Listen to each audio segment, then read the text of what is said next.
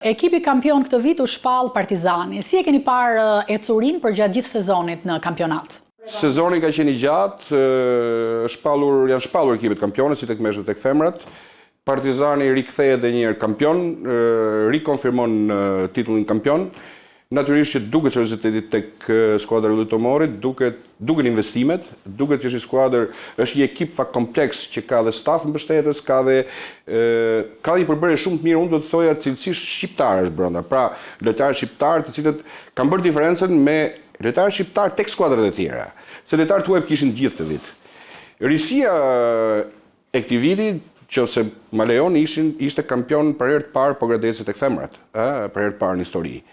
Është një risi që nuk ishte shpallur ndonjëherë kampion, bile por të mos thonë që Pogradeci ndër vite në voleyboll ka qenë në nivele jo elitare, ka qenë na dysh, her pas here edhe na njësh, nuk është se ka patur një nugël shumë të madhe, me sa duket edhe një qytet i vogël, siç ka patur traditë Shqipëria gjithmonë, siç ka qenë Rësheni vite përpara kampion, ka qenë me ekipe shumë të mira, Krutja, e famshme kampione e Shqipërisë, pse jo do të përmendja edhe Peshkopin, pra ca qytete të vogla që dëshirojnë të jenë pjesë e elitës voleybollit shqiptar.